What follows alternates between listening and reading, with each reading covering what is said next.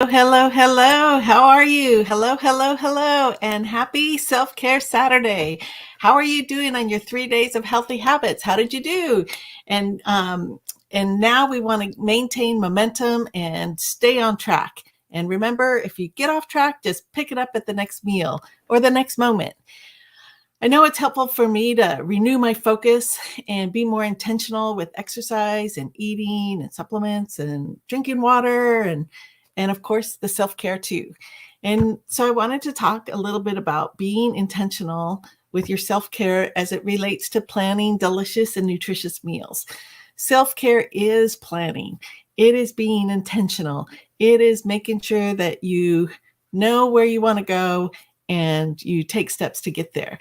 And so I wanted to just get on here and give a few tips for planning your meals. So, planning your meals doesn't have to be difficult, and it doesn't have to take a whole lot of time, but it does have to start with eating whole foods and not box foods. And so, box foods are full of fillers and preservatives that feed your bacteria, and that's why they're not good for you. At least uh, uh, keeping the 80-20 rule in mind. Um, so we want to read labels. We want some foods to be, um, we want some foods sound healthy. But when we read the labels, we find that they include fillers like corn syrup and other hard to digest thickeners and other things that we don't think about. And so we want you not to eat those because they feed your bad bacteria. And so staying in balance a lot of times is just making food choices that don't feed the bad bacteria. And that way you stay in balance. And so sometimes it takes just a little bit of tweaking your foods to make it healthy. I know a lot of times trying to feed family needs can be difficult, and I can so relate. I know when my boys were young, they wanted to live on Hamburger Helper, and they did for a while. Not very, not very long. They talked me into it a few times, but then we came up with the idea of, well, what can we do instead to make it healthy? So making penne pasta and ground hamburger and making homemade sauces and adding Parmesan and cheddar cheese to it. And of course, spices and cumin and salt and pepper and onions. And we made it really tasty, and the boys liked that. And so they would even make it themselves. And it didn't take a whole lot of transition because we were making the same thing. The items looked the same. They just weren't all in the same box. And so it became something that we were able to do together to have fun, which really fed my soul.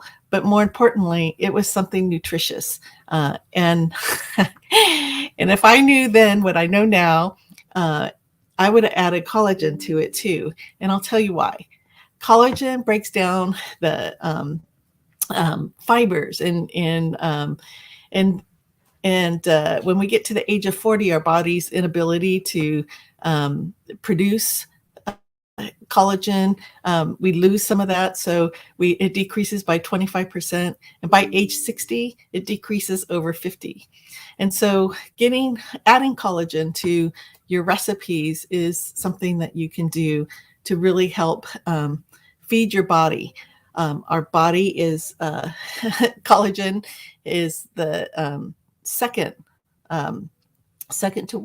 to water, is made up of collagen fibers. So we want to have those. That, of course, we know it thickens hair, it slows hair loss, it improves circulation, but it also produces glycine production, so that it helps you build muscles, and it helps you burn fat when you sleep.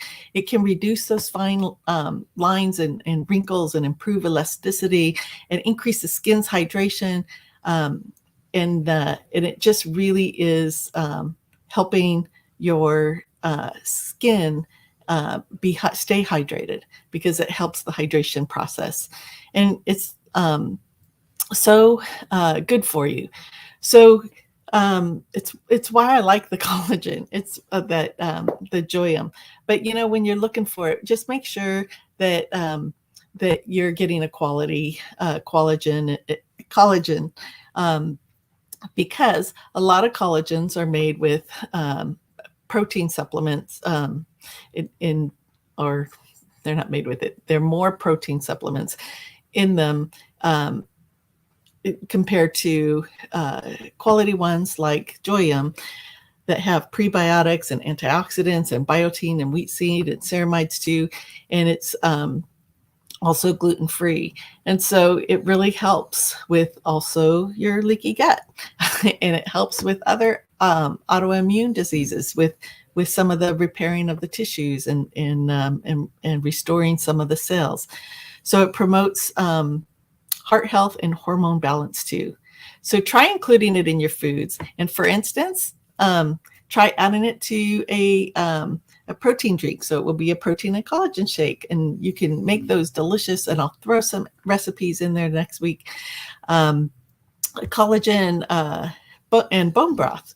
I add it to my bone broth. I also put different spices like cumin and salt and pepper and turmeric in it, and just different spices, whatever it takes to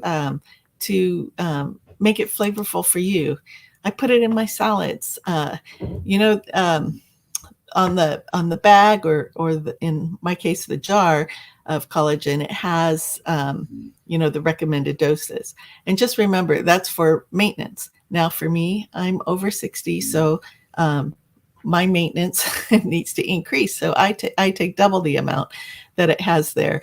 And that way I keeping it for the hair, skin, and nails, but I'm also making sure I'm getting enough to feed the other tissues and leaky gut syndromes that I have. Well, that's it for today. Have a great day. Have a great self-care Saturday, and tell us what your meal planning tips are. I would love to hear them. Bye for now, and remember to hydrate. See you later.